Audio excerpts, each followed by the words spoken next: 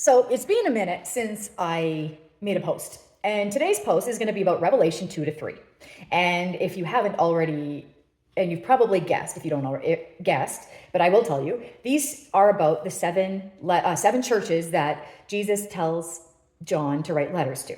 He says who to write to, and this is them. And this is them in order of how they appear in Revelation.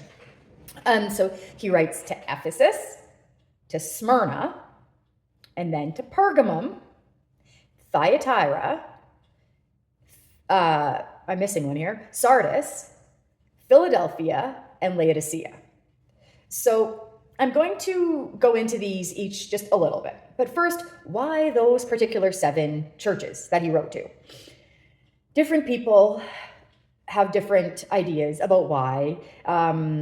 Some of the ideas are things that I looked up today that I never even heard before. They were kind of crazy. But the one that I heard of the most was that it was, and I'm sure there's more to it than this, but that they were likely, all those places are great big trade routes and centers of activity in Asia Minor.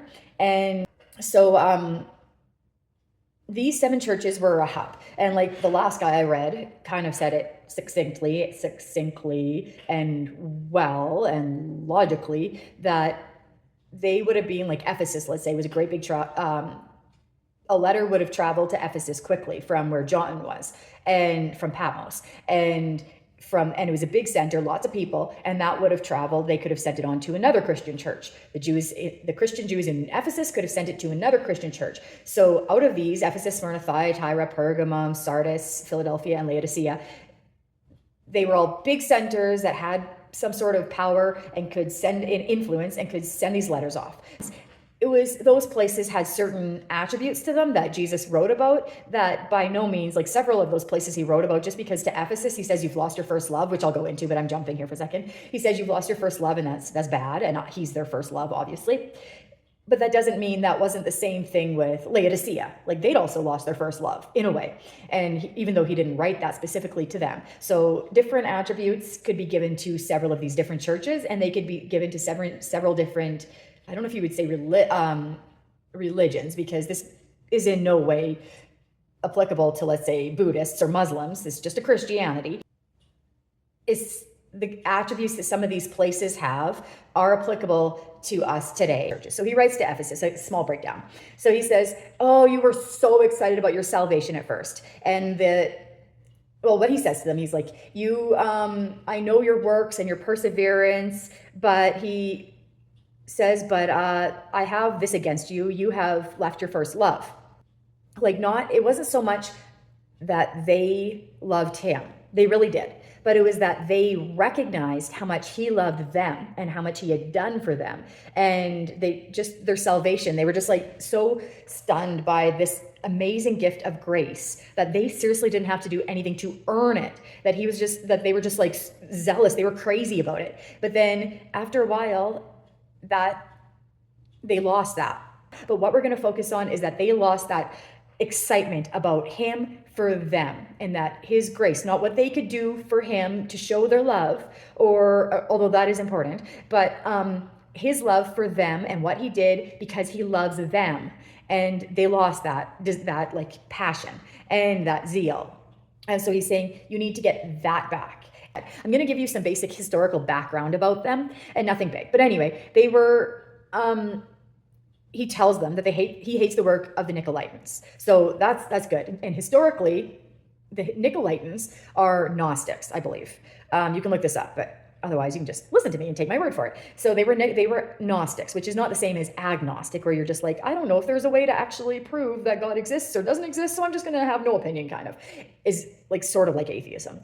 It's not that though, but this is Gnosticism. Gnosticism is like, so original Christians were aware of the grace thing, that Jesus came and died on the cross, and if you were a Christian at first, there was grace, but it kind of broke off into different people, made sects and different, what's the word I'm looking for?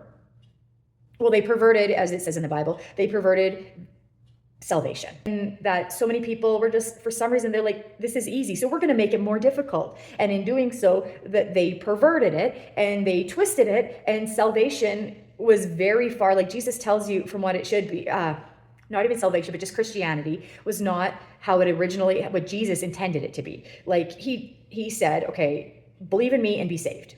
And that was it. It is by grace you have been saved through faith. And it is not of works. It is not of yourself. It is a gift of God. So stop boasting about it like you did something to earn it. You just accepted a gift from God. So anyway, they're like, it's not just that. You have to do specific works. The Gnostics were saying you can. They're like, you can because Jesus has saved us, so you can do whatever you want. And they said, they were talking about being fleshly and lust and immoral and stuff. That all came into play. So that's who the Nicolaitans are. And he's saying to the Ephesians, he's like, you've left your first love. We got to remedy that. He's like, there is one thing. You hate you hate the work of the Nicolaitans. He's like, I do too. So it was a wealthy city. It was a central city. And they had a great big temple to the goddess Artemis. And so a lot of the Ephesians, Christians, it was one of the very first, Ephesus was one of the first centers of missions. So I'm taking that to mean that a lot of the Ephesians were telling just Jews, the Ephesian Christian Jews were telling a lot of just the Jews and let's say the Gentiles there about Jesus, and there was missions, and it doesn't sound like there was great persecution to the Christians. So that was good, and that's part of the reason sometimes when there is no persecution, that's when you can become complacent. So that might have had something to do with it, might not have. But anyhow, now his second letter was to Smyrna, and he doesn't really have a criticism to them. A lot of people jump to saying he has no criticism to the Philadelphians that he writes to, and yada, this indicates this and this and this and this and this. And anyway, that argument isn't one that I love. But he does, when he speaks to the Smyrnans, the second church he speaks to, he doesn't really criticize them. I guess you could take it, some people might mistake as a criticism, but it's not exactly. I'm going to contradict myself here in a minute too, a little bit. So anyway, but he does say there's going to be suffering and trials and tribulations for you. And obviously it sounds like there will be more of that for you, for the Smyrnans, than for the Ephesians, because he doesn't say any of that to the Ephesians. But he says you're going to have trials and tribulations. Most manuscripts, this is for those of you that are familiar with the Bible, most manuscripts say that some of you are going to have persecution. That just sounds like how some people in the world, some Christians get martyred, some good Christians and some equally good Christians, they're still as good, but they don't get martyred. So they're all the same. It's just that's the way the cookie crumbles. Some of you get persecuted, but that I don't think is quite the right way of looking at this chapter. And this is a little bit where this letter, and this is a bit where my personal contradiction comes in. So the idea, some of you will face persecution for 10 days, which we can talk about in a minute too. But some of you will suffer persecution. That just sounds kind of random. Some of you, it'll just happen to good and bad alike, whatever. But in the Greek, what it actually says is, and today when I was getting the Greek translations, I used both Bible Hub Interlinear. So it's not like just regular Bible Hub. I use Aberam Publications. They a parsed and per word translation of the Greek to the English. Bible Hub Interlinear said that what the Greek actually says is not, I will throw some of you into prison, but some of the slanderous, is it people, or some of the slanderous of you will be thrown into prison, but I think that's not literal. You're not actually going to necessarily be thrown into prison, like with prison bars, and you'll suffer persecution for 10 days. And people have speculated about what the 10 days mean, and I think I know. But anyhow, but about the slanderous Jews. So it's kind of like, that chapter in where Paul's speaking, and he says, and I forget their names, which letter is it? Maybe when he writes to the Corinthians. No, it's not the Corinthians. Anyway, New Testament definitely, because Paul's writing, and he says, Hymenaeus and some other Gentile who has converted to Christianity, he said, I gave them over to Satan so that maybe we can save their souls. So he gave them over for testing, which they're Christians, but they've been in some way erring really badly to try to save them from losing their salvation, from going too far away from God. But in order for that to happen, it's not going to be pretty for them. It's not going to be nice. Whatever persecution they suffered, or if he's even being literal, I'm not entirely sure. I think so. Paul's letters were literal. So he's given them over to certain trials that don't sound like they're going to be good. Well, in the letter to the Smyrnans in Revelation, we're saying the slanderous, I'm going to give over the slanderous of you to suffer persecution for 10 days. In my mind, it sounds like he's giving them over to a kind of trial within themselves, or maybe in their community, but like they're not actually going into prison. They're just going to face some other sort of trial that I do not know what that is. If any of you do, comment by all means. That would be great. But so Smyrna, just so you know, means bitter. So God is giving them a bitter criticism, which is kind of like he does that. He uses plays in words, plays on speech to and so right now they're the Smyrnans, meaning bitter, and he's giving them kind of a bitter letter. That was the center, just so you know, it was the center of learning, and it was like where I'd almost say the biggest like colleges and universities of that world were. There was one that was also really big, like one place in one place had a really big library, like almost as big as the biggest library in the world at the time, which was in Alexandria. But this was a huge place of learning for scholars and for doctors, and these people were not stupid. And yeah, Homer, people like that came from there. But they had, and which isn't mentioned in there, but they had a big temple where there was a lot of emperor worship. So Smyrna might be speaking, the letter to Smyrna might be speaking a little bit to compromise to the Christian Jews that are compromising by worshiping either in this temple, or the temple was dedicated to Tiberius, a Roman emperor, and the Romans partook in emperor worship. So basically they were saying that anyone that got to be an emperor, they might not have been a god before they became emperor, but now that they were god, they had been imbued with God status. So some of them, and it was compulsory.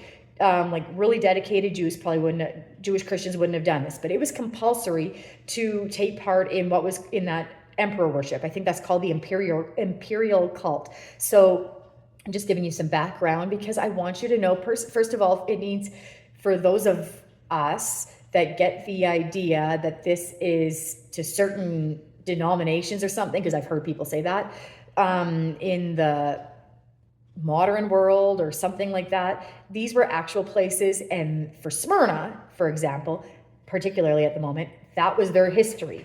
And for those of you that know a little bit more about history and theology in the Bible, Polycarp was a friend of John's, but he was younger than John. He was later martyred, like quite a lot later than we think when John wrote. So I'm not sure what that tells you. But anyway, Polycarp was martyred in Smyrna in the 200s-ish to 300s AD, I think. I think that's what it was. You can double check that because I don't have all of that in my notes. So we are on to, there was the first letter to Ephesus, then to Smyrna. Oh, in the Smyrna, he says you're going to be put in jail. Some of you, or the scandalous ones of you will be put into jail, or is that the word, scandalous? Anyway, and some of you will suffer persecution for 10 days. 10 days isn't a reference to like, what's a day, a year? Is it 10 years? Is it a century, whatever? 10 days is just in the Bible. The number 10 is like trials and stuff. They're going to have trials. Some of them will have trials. Some of them will, yeah. So anyhow, the third letter is his letter to Pergamum. And this is still in chapter 2 of Revelation. So some history about them that will help with the rest of the letter. Pergamum, I did mention the imperial cult a little bit, but to Smyrna, they have just as much, if not more, to do with the imperial cult in Pergamum. So it says, I know your works, and I know that you have done good things, and some good things, Pergamum, and you haven't denied my name in where Satan's synagogue is. And I'm going to actually discuss Satan's synagogue again in the last letter he writes, I think. But so Satan's synagogue, people are like, a lot of writers, a lot of commentators say what does that refer to? Because Pergamum had a few different things that could have referred to. There was Satan's throne could have been Zeus's altar. It was a great big altar. It was important. We know who Zeus is, or you know something about Zeus. Well, Zeus's altar, obviously Zeus is not Christian. So there was that, or else there was the whole, are they compromising by being Satan's throne? Is that a reference to the imperial cult? Or there was a god who was the god of healing. She had a temple dedicated to her, I believe. Her name was Asclepius, I think, Asclepius, something like that. And so it's like, does it belong to any of those? I'm going to put to you something else after. But anyway, so he gave the idea, the condemnation to them was that they are compromising and that they are not discerning. And he said, I will come to you with my double-edged sword and use that. Like he's going to give, that's in his mouth. He's going to, he's giving them harsh words and a judgment. And some of them, he even says, are good with the Nicolaitans. And so he's also not happy about that. But he says, to anyone who ever comes, I will give them hidden manna, a new white stone with a name on it that no one else knows, and just the hidden manna and the white stone with your name written on it. So that's what he's saying to Pergamum. Now we're going on to, also still in chapter 2, to Thyatira. And Thyatira kind of was a little bit different than these two. So Ephesus didn't seem to have persecution, and Smyrna had some persecution, or had quite a bit of persecution, and we're not entirely sure. Satan was going to throw some of them into jail, but at the same time, he was throwing the slanderous among them into jail. And the Bible is written to Christians, or Jews, or Jewish Christians, so he's not talking to random people. He's just anybody, because that's not, the Bible isn't for them. The Bible, like, it's somewhat about non-Christians, but it's not for the non-Christians. So he's talking, so why is the devil gonna throw some of them into prison? But moving on to Thyatira, I'm not trying to say, because I don't know the answer, it's not important. It is important, but I'm not going to tell you a made-up answer just so I sound smart, because I don't know one. But to Thyatira. Thyatira was a wealthy town. It was also, I think that one was in Asia. He told the Christians there, he said, well, before I get into that, it was a wealthy town. They were not lacking. It wasn't super persecuted, unless there was something that you were only persecuted unless, and I'll get to that in a minute. But it was built in sometime before Christ came. I think in like the 282 to 300 is what I read, I think. And it was written by Seleucus, or the Seleucid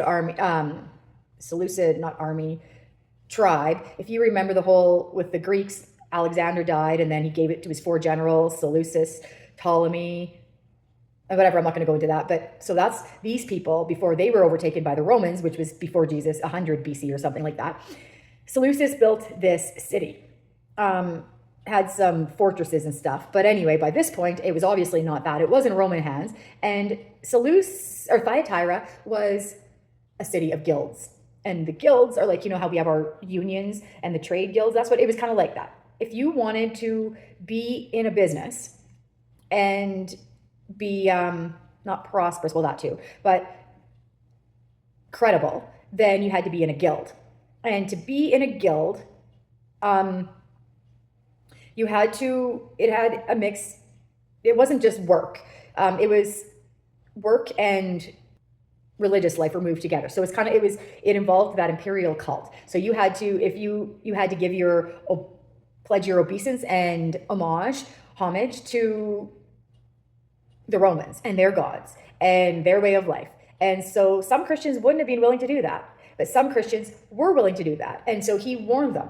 So he said, I say to the rest of you in Thyatira who do not hold to her teaching, but that where Satan's so-called secrets are, I won't burden you anymore. But before he says the one he is going to burden is those that tolerate the woman Jezebel. Now, if you're familiar with the Bible, in the Old Testament, there was an actual queen who worshipped Baal, and she was married to an Israelite, actually, but he was a pushover and stupid and did whatever she said, but also he was evil. And anyway, she was really evil, and she introduced her Baal worship and everything in with the other Israelites and led their country astray, and it was really bad. And she was like super prideful and horrible, and her name is super synonymous with control and being like having your fangs in your claws and everything. And so Jezebel, it says, some of you tolerate the woman Jezebel, who calls herself a prophet. By her teaching, she misleads my servants into sexual immorality and the eating of food sacrificed to idols. I gave her time to repent of her immorality, but she is unwilling. So I will cast her on a bed of suffering, and I will make those who commit adultery with her suffer intensely, unless they repent of her ways. I will strike her children dead. Then all the churches will know that I am he who searches hearts and minds, and I will repay each of you according to your deeds. Now, I know I said I'm not going to read like the letters. That was just a little part. And part of the reason I want to read that is because it has something to do with guilds, I think.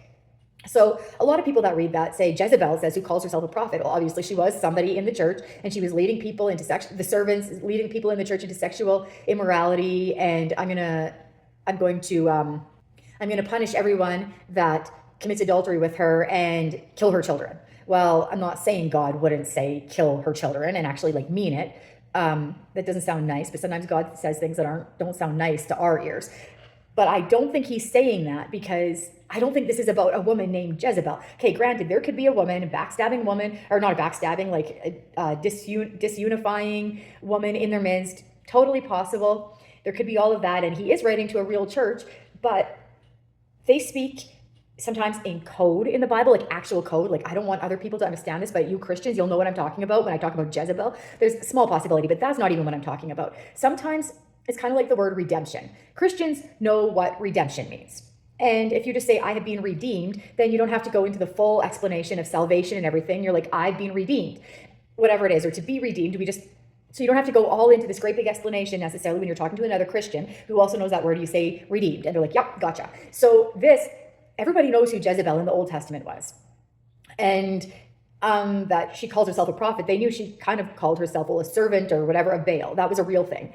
And she led them into sexual immorality and eating the food sacrificed to idols. Well, what did Jezebel do in the Old Testament? Besides the fact that she might have committed adultery for real with somebody, who knows, she was evil, but that's not what she did. She led the people of Israel astray to other gods and to worship that they're not supposed to do. And yes, and sexual immorality she did lead them into actual sexual immorality. Even, let's say, got the priestesses in her temples and stuff like that. Let's say they'd have sex with random men and stuff. There was idolatry going on, and probably adultery, all sorts of bad things. But that's not what it's saying here. It is sexual immorality. It means, like, especially the Old Testament, if you ever heard when God was especially about to judge a nation, let's say with Jeremiah, he was like in Jeremiah's time when he was going to send them to Babylon.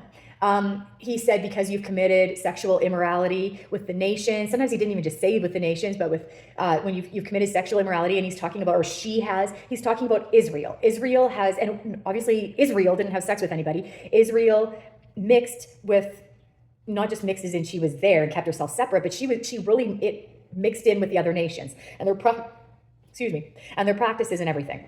So that's sexual immorality. Could have been a real person that they were not jokingly, but in code calling Jezebel, because that gives the indication of like a controlling woman who actually was in the church and wanted to do all these bad things. Could be.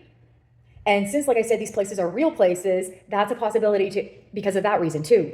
But Jezebel, not at all in my mind do I think this is really about a woman named Jezebel, a real woman. It is about having sexual immorality with like the Christians that are compromising. That's what this is about, is compromise. I've made this letter, discussing this letter too long, but that's how it relates to guilds as well. Because with guilds, the Christians that partook in guilds, because it helped them be able to have business. And I think sometimes you could actually get imprisoned or killed if you weren't professing. The fifth letter.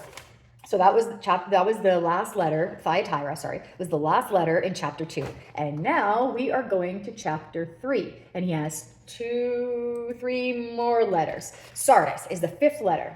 So historically, it had an acropolis, like a great big area where it sold and everything. It had the acropolis. And when you have something like that, that shows part of your prestige and your wealth. So it had this huge acropolis. It was a very wealthy city. And it was especially wealthy, it became wealthy during the reign of someone named King Croesus. I know nothing about this guy. If you want to comment, if you know about King Croesus or Croesus, then that's wonderful. Sardis, they were makers of, or harvesters, whatever, of wool. They worked with wool and they sold wool. And he says, Sardis, I know your deeds. You have a reputation of being alive, but you're dead. Strengthen it. And That's pretty much it. He gets straight to condemnation with Sardis. Well, it's not really condemnation. It was supposed to lead to conviction, but he gets straight to the judgment against them. That you have a reputation of being alive, but you are dead. This partly relates to the fact that they are doing so well in their industry, but also that the Christians in Sardis, the Christian Jew, the ones that have converted and are not Jews, and the ones that are Jews that have also converted to Christianity, that they say, or that they say that they're alive, but they're not alive. They're dead. So, and he says that the one who is victorious will be dressed in white, and he's kind and will not have their name blotted out of the book of life. And he's kind of play on words, saying dressed in white because they had dyed linens. And he's saying, but I will give you white, like purity. And sixth letter, and this is a big one, but it's not a big one because God's writing to all the churches, and he just throws in Philadelphia. And some churches, he said, as we know with Smyrna, let's say, besides telling them that some of them are going to have trials and be put in prison, that he didn't give them condemnation. And then there's other churches, he did both. And then there's like the church in Sardis, he just went straight to condemnation, said, yeah, you have some of you good ones, stay good, or else you'll have your name, you'll have your name taken from the book of life, but taken out of the book of life. But to the church of Philadelphia, it's just like Smyrna, but without necessarily talking about trials. There were definitely trials, though, to the Philadelphian church. There was trials to just about everybody. This is just a good report. Just doesn't mean that there's some special people that, compared to all the other 6 churches, it's just another group of churches. But there's no condemnation to this church because sometimes there's nothing bad to say. So I am going to read to you some of the letter because though I'm speaking in a thinly veiled way right now, but because I don't want to address anything specific about people's ideas at this moment. The reason I'm reading it is because Philadelphia is people turn it into this great big controversial idea. And God, I don't believe he meant it to be that. Philadelphians. To the angel of the church in Philadelphia write, these are the words of him who is holy and true, who holds the key of David. What he opens, no one can shut, and what he shuts, no one can open. I know your deeds. See, I have placed before you an open door that no one can shut. I know that you have little strength, yet you have kept my word and have not denied my name. I will make those who are of the synagogue of Satan, who claim to be Jews, though they are liars, though they are not, but are liars. I will make them come and fall down at your feet and acknowledge that I have loved you.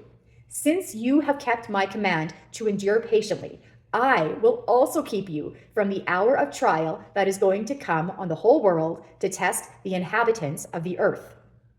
I am coming soon. Hold on to what you have so that no one will take your crown. The one who is victorious, I will make a pillar in the temple of my God. Never again will they leave it. I will write on them the name of my God and the name of the city of my God, the New Jerusalem, which is coming down out of heaven from my God. And I will also write on them my new name. Whoever has ears, let them hear what the Spirit says to the churches. I know there is very lots in this chapter. While I try to leave preconceived notions at the door, other people tell you to leave preconceived notions at the door. There is a preconceived notion in there that's like glaring. If we don't address it, it's the elephant in the room. There's no way that we can just ignore it.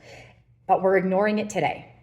I am going to talk about a Greek word study and the letter to the Philadelphian church. And it is a good word study, but I'm not talking about it today. But there is something that isn't a word study, but that I do want to look at. It's not a Greek word study.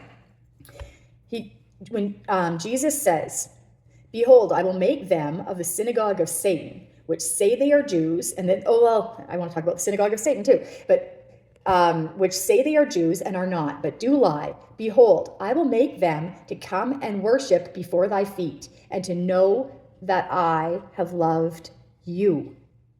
So, okay, taking together, we're gonna try to picture these Philadelphians that he's writing to. It's sounding like this entire church isn't being condemned, right? And they're being told some good things, and they're being told you're not very powerful. But even with a little bit of power, or even though your power is small, you have good intentions. So not just good intentions like the Smyrnans have good intentions, like we might enter the guilds to keep the peace, but we're really Christians and we're doing it for God, but we're also kind of looking like we're compromising. Not like that. But you have good intentions, as in when your heart is pure, good intentions, like you have real good intentions and you're not compromising. Then he's like, I can take what you have. Like like the mustard seed is the smallest seed, but it grows into the biggest tree. Well, your good intentions, what you do might be really small because you have just a little bit of power, but that doesn't make you not effective. Because I add, like, you do your best and Jesus will do the rest. I like that saying. I say it a lot. Anyhow, so you do your best and I will prosper that because what you're doing is my will. So that's what God's saying. But he's saying, I will make them who say they're Jews, but they're part of the synagogue of Satan. I will make them come and worship before your feet and to know that I have loved you. What does it mean that he is going to, and I'm asking this not rhetorically, I do not know the answer, but we jump over, I'm guessing, several verses within even these letters. But in the Bible, lots of verses that we just go face value. We're like, well, I'm not saying you shouldn't take things at face value, but we read them, you hear these words, but you don't digest them. I will make them to come and worship before they feed and to know that we need to stop and think what on earth it means. And if we're stopping to remind yourself that in the Bible, many places, you need to stop and think, like, he's going to kill her children, which we just read about, Jezebel's children. Well, does that give us an indication that maybe it's not literal, that he's not going to kill one specific woman's children as a punishment? Is always possible, but given the fact that the rest of it sounds symbolic, that just kind of puts the nail in the coffin, right? So with this, they'll worship at your feet, which is kind of weird as it is. Worship at your feet because they're people, the Philadelphians, but to know that I have loved you. Well, isn't God love and just loves everybody? Or is kind of, I guess, brings you then to think about the thing like, I hated Esau, where he means like I preferred Jacob over Esau and gave good blessings to Jacob, but not to Esau. But he did bless the line of Esau somewhat. So it's relative. It's just a certain language and is relative to them. This is the preferred line. But okay, so they will know that he has loved the Philadelphians, and maybe by proxy that's people that are like the Philadelphians, or churches that are like the Philadelphians, or a denomination that's like the Philadelphians, whatever, or can be just individuals that are like the Philadelphians. But I have loved you. So if he loved you or the Philadelphians, then who did he hate? And what does that mean? Maybe is that saying that compared to the churches that got condemnation, he prefers these, he's happier with these people? Or is it saying that he loves the Philadelphians more than the non-Christian Philadelphians? What exactly is he saying? Don't just take your hat off and accept this as it's just another sentence. And it's just the same way with the rest of the chapter that we will discuss at a later date. Like I said, don't just accept everything at face value. Do some studying, or else listen to somebody else that has done some studying, but then maybe do some studying of your own. So we're going to go on to and I didn't get a lot of history about them, but another real church that he wrote to. So the Laodicean church, the last church he writes to, by far not the least important church, despite what some people might think. They do get a lot of condemnation, or, well, what we consider a lot of condemnation. And part of the reason is that there are so many pictures that go with this idea, it stands out to us. Jesus says to them, I know your works, in Laodiceans, I know your works. You're neither hot nor cold. And he says, because you are only lukewarm, I'll spew you out of my mouth. And so that's what everybody, I guess, it's a really good analogy, a good picture to go with this, because people remember it because of that. But that makes everybody get this wrong idea that this church stands horribly, that the other ones aren't bad, especially the Philadelphians, that none of the other ones are anywhere near as bad as this church. So take your pick, the worst people you can imagine, pretend Christians you can imagine, or whatever, that's what people do. That's this church. That's only representative of this church. But what he was doing is writing warnings to the churches that needed help, And this is one of the churches that he was writing to that needed help. And the imagery sounds extra bad. The words he uses sound maybe extra bad, but this is not extra bad. So what Laodicea had was they actually were lukewarm. What I mean by that is that Laodicea lied in an area where they had really bad, they didn't have much water, or I don't know not much good water. And so and they didn't have hot water. So this hot water would come from some springs way up high and would come down to them. And also they didn't have good drinking water. So cold water would come from another place and come to them. They had this pipe system. And the water that they ended up with was usually lukewarm. The long travel heated up the cold water, and also maybe because it mixed with the other water, I don't know for sure, but the long travel anyway, and the long travel down cooled off the water, so it was just lukewarm. So Jesus was saying to them that you're lukewarm, so you're kind of compromising, you're just getting by, you've lost your first love. It's pretty much like a culmination of all of the churches together. He's like, that's you, all of the warnings to those churches, that's you, and that's what you've done. And this is a really good way to remember it, guys, that this, and then for everybody else too, everybody else that read this letter, even if it was from other churches, because it got passed on to them, then they would remember the Laodiceans are lukewarm. This is what they did that was wrong, that made Jesus refer to them as lukewarm. We shouldn't do that. It was a good reminder. It was a really good pictorial. So historically, they weren't like the center, like that other letter to the Pergamum, maybe Thyatira, where they had medicine and a great big and like university. They didn't have that, but they were very rich. They were learned, and they had a lot of resources, and they were very rich. So they had gold and robes. And in this chapter, he says, if you overcome, I will give you clothes to wear, and I will give you eye salve so that it'll help you because you're blind, and then you won't be blind. And all of that was kind of, and still more of Jesus' reference to, you are this church that thinks you've got it all, but you haven't got it all. So maybe they weren't persecuted. So maybe in the Western world, maybe we can associate better with churches like the Laodiceans, because do you think that maybe you or me or us are lukewarm and we don't have much persecution? So he wrote to 7 real churches: Ephesus, Smyrna, Pergamum, Thyatira, Sardis, Philadelphia, and Laodicea.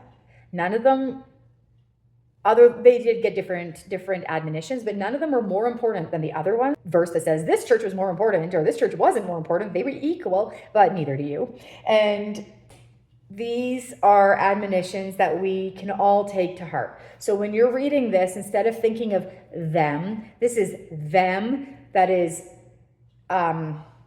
this certain letter relates to. I'm not them. Instead of putting yourself in a different bracket in which you make yourself kind of unreachable and kind of unteachable. And we know what the Bible says about letting yourself be unreachable and unteachable. Before putting yourself in this different bracket, you're not literally those churches. Those were literal churches.